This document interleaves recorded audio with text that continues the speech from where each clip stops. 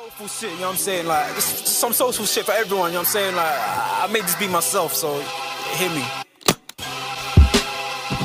Woo!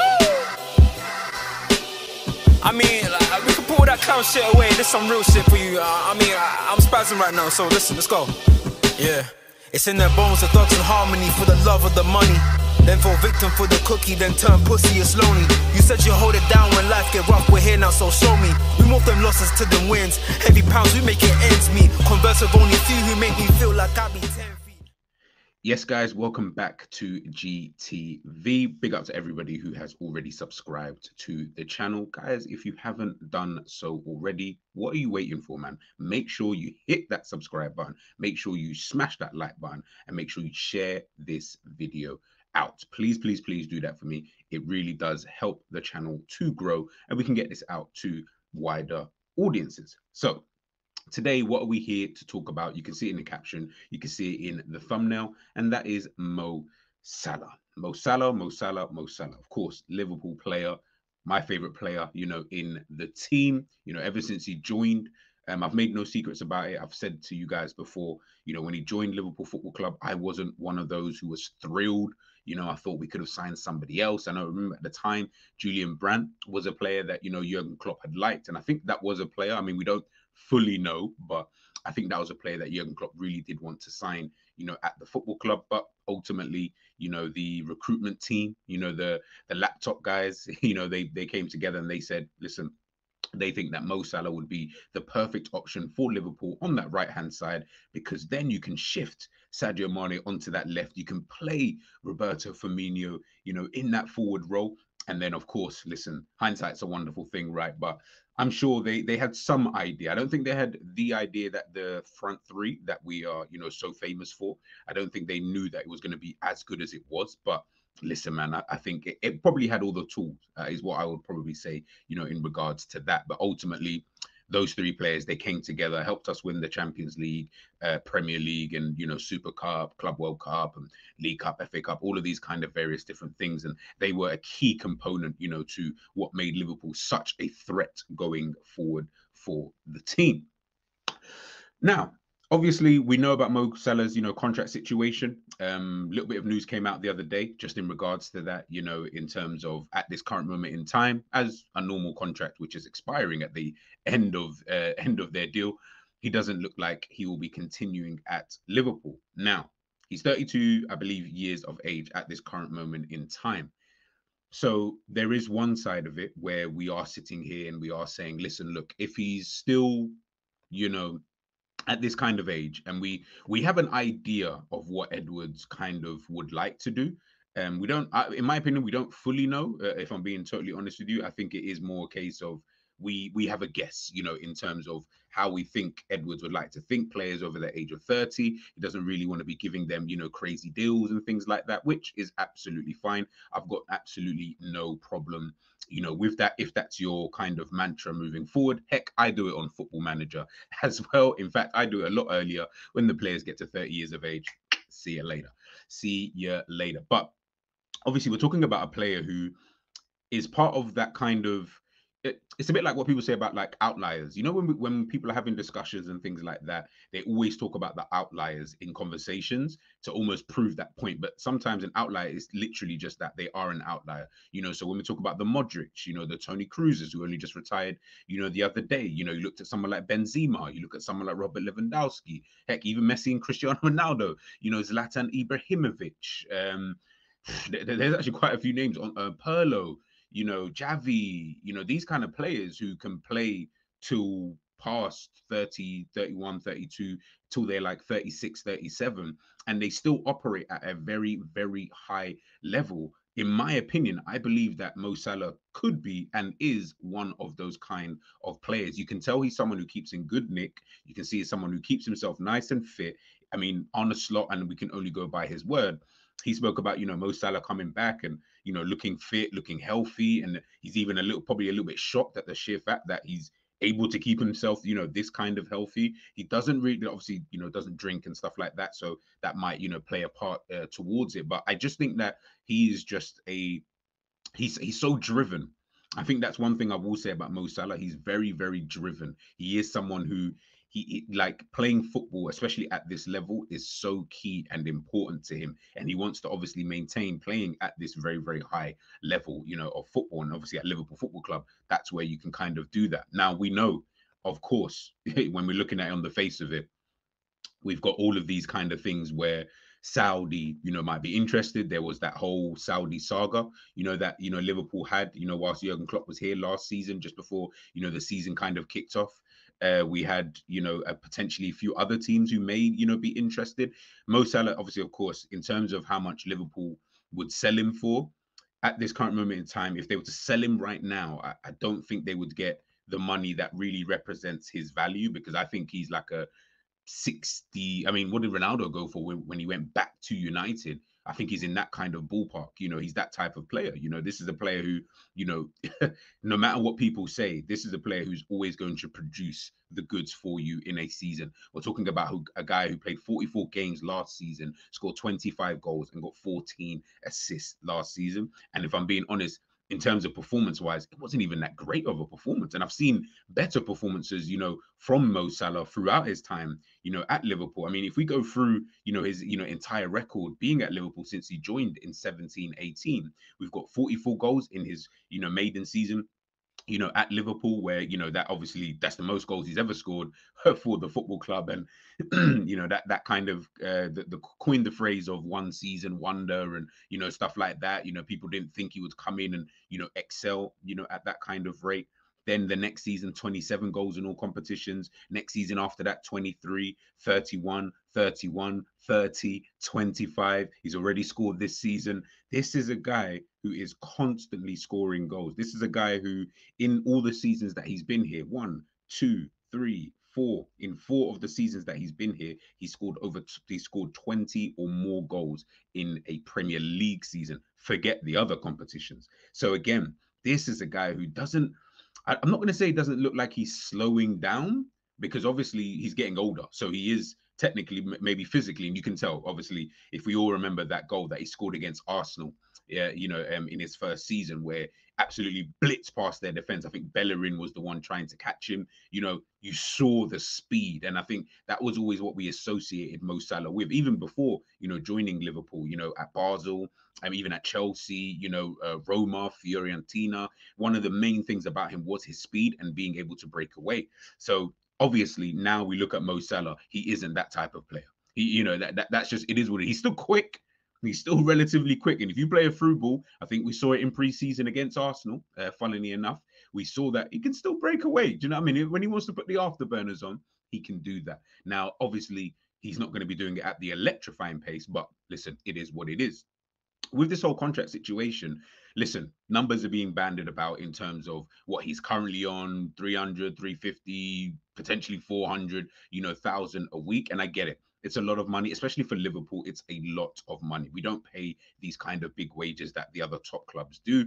That's just our way of doing things, right or wrong, whether you see it, whether you like it, whether you don't like it. It is what it is, because that's just the way that Liverpool Football Club do things. The problem I think that they are having / going to have with someone like a Mo Salah is that there are many, obviously, there's clearly many ways in which you can approach this whole thing. There's obviously the one way, which is, for example, Mo Salah has another season where he scores over 25, 30 goals potentially. Liverpool have a somewhat decent season. He's catalyst, for that. Then you're looking at it thinking, yeah, maybe he can continue. Maybe he could just generally continue. I mean, he doesn't look like he's going to slow down in that kind of regards in terms of the output of things. But of course, listen, if the manager has different demands, then it is what it is. Then you've got a decision to make as to, do we think that he's worthy of another contract? Again, then you need to look at the length of contract. What does he want to accept? What does he want to do, in terms of his family living here, his family being settled over here, at Liverpool Football Club. So there is obviously that side of things. Or you just look at it and think to yourself, you know what? Either like we do that, we sell now. Obviously, it's a bit too late because we're, coming up to the end of the transfer window, but we could still sell now and play someone else in that position. Now, I know a few people have, quoted, someone like Luis Diaz potentially playing on that right wing. And then, if Ben Doak is still here, he could potentially be a backup. Harvey Elliott could potentially play on that right wing, as well. And then you could reinvest that money in the summer or January if something comes up. And then you can go again once you've generally found someone that you feel can, fill that slot, for a Mo Salah, or you just let him leave on a free and you just say, you know what, we'll deal with it come the summer.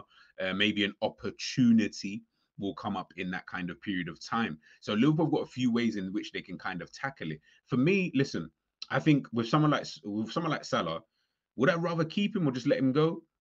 This season will give me my answer. Like, obviously, I'm not the club, so they probably want to sort this thing out. Whether he stays or goes, it doesn't really matter. They want to try and sort it out before the end of the season, because that might leave them in a bit of a bad way if they, have to wait until April, and in April he says, oh, you know what, I'm going to leave, kind of thing.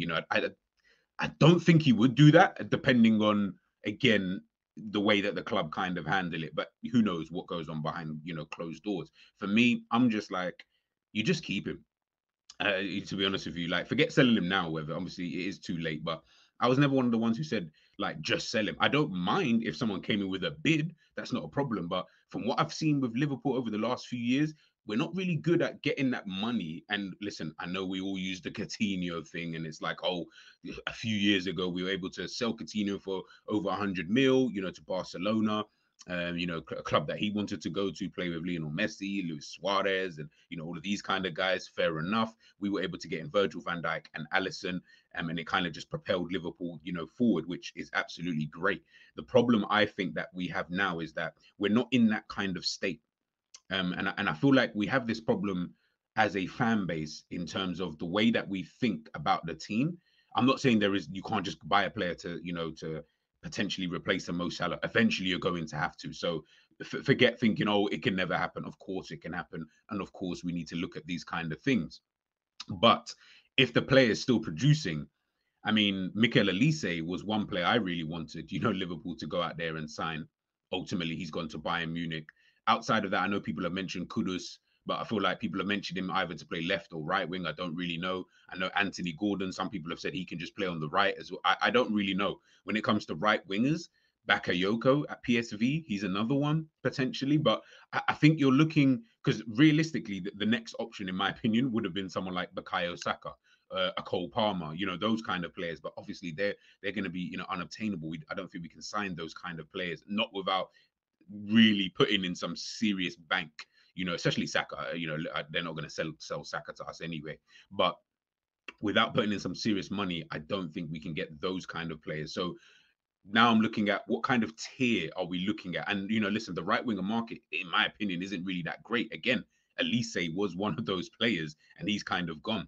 Now you're gonna have to, if you're playing this formation anyway, especially, so you need a right winger. You're either just gonna need to maybe go down a couple of levels. But then the problem with that is I know Liverpool fans won't really like that, in terms of going down a few levels, to get in a player, because really and truly, if you was going to have done something like that, you would have wanted that player to have already been at the football club, learn under Mo Salah, get some games here and there, come off for Mo Salah every now and again, watch Salah closely in training and stuff like that. And then boom, that player can, potentially go in, a bit like what we say about Phil Foden, David Silva, at the time. You learn from these kind of players, and obviously you've got the quality and ability, so you can come on in games, and you could potentially start games where we want to, potentially rest, the star player. But ultimately, we haven't done that. We've just left the right wing market completely alone. We haven't looked at anything else. I get it. Salah's fit more often than not. Salah's going to play more often than not. So, and it's only really last season when he had that injury, during the AFCON period, that's when we really saw, okay, other players could potentially play there. And as I mentioned before, we saw Luis Diaz, going out to that right-hand side. He doesn't have the same kind of qualities. I know people are going to say, yeah, Liverpool were fine, but we were fine for a very finite, amount of time. This wasn't something we were able to see for months on end. If that would have been different if, let's say, from the beginning of the season till like January, we saw no Mo Salah, because he wasn't going to come back until then because of a massive injury, and we had to figure out a way to play without him. Fair enough. But when it's such a short amount of time, it's not really enough of a sample size for me in terms of the players that we currently have at the football club. In my opinion, I just don't trust that. For me, you're going to have to go out there and sign someone. Unfortunately, as I said, the one I wanted to sign anyway, who I thought would have been a very good option, has already gone. So now we're looking at different kind of players. I mean, you have got the Leroy Sané's, the Serge Gnabry's, the Comans of this kind of world. 3 really good players, but 3 players who, well, 2 of them at least get injured quite a bit. One of them, he's a good player on his day, but do you know what I mean? I feel like he's very inconsistent at this current moment in time. We don't know if we're going to get 10 good games from Sane or 3 with 7 just completely poor games. Like, I don't really know. So, unless there's something, as I mentioned before, the Bakayokos of this world, there's probably players I'm not even necessarily thinking of, off the top of my head. Ultimately, we're gonna end up seeing Mo Salah leave on a free, and I think it may be a difficult position, especially because when I look at the rest of the players, Diogo Jota's, Luis Diaz, Cody Gakpo, Darwin Nunes. Um, who else do I want to throw in there? I mean, you could throw in Harvey Elliott if you want, Ben Doak if you want, but look, more the other guys, the other 4 players. Again, other than maybe outside of a Diogo Jota, I don't really trust again, just my opinion. I don't really trust the rest of them.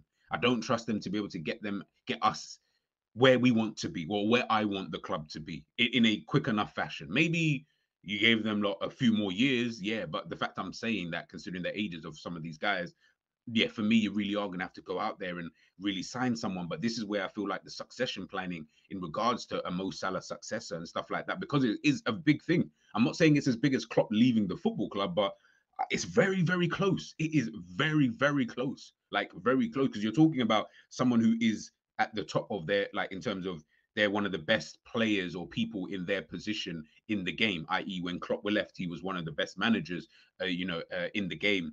Uh, to some people, but Mo Salah is the same kind of thing. He's one of the best players in his position, especially, but just one of the best players out there, at this moment in time. So when you then don't have a succession plan, unless they've got something up their sleeve. And I know, listen, look, Richard Hughes, Michael Edwards, they've just come back to the football club. There is a lot of things they've got to sort out. Heck, we still haven't sorted out the whole Van Dijk and Trent Alexander-Arnold kind of contract situation. So they've still got that. They've had to get in new staff members, and there is a lot that they've had to do, kind of thing. So I empathize in that kind of regard, but I am still looking at the situation, and they're going to need to sort it out one way or another. If I'm being totally honest with you, they're going to have to sort it out. They're going to need to think, either we're signing this guy and let's hope he's willing to agree to like a 1 year extension or 2 year deal, whatever you want to kind of do. And then we can kind of take stock. And now we start looking for that successor.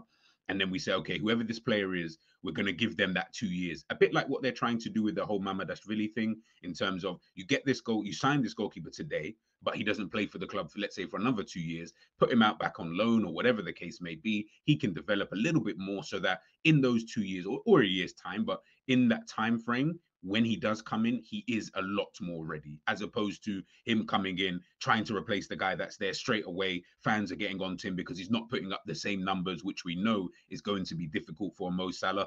300 goal contributions in 350 games is absolutely mind-boggling. So that's not going to be something that's going to be easy for someone to just come in and just pattern up in whatever way you kind of want to see it. So yeah, I think right now the whole contract kind of situation, for me, I don't care which way you do, which way we kind of do it. I don't really care as to how it gets done. They just need to sort it out.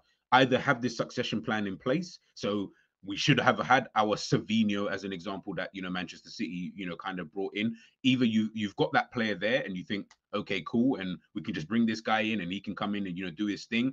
An Oscar Bob level type of player, you could have had someone like that within the team, embed them into the team and get them to understand, so that when the time is right, we don't have to stress about Mo Salah leaving. Right now, it's more of a stress more than anything. I know some people want him to leave, which is fine, but it's more of a stress because the reality is, we all know this is the main guy.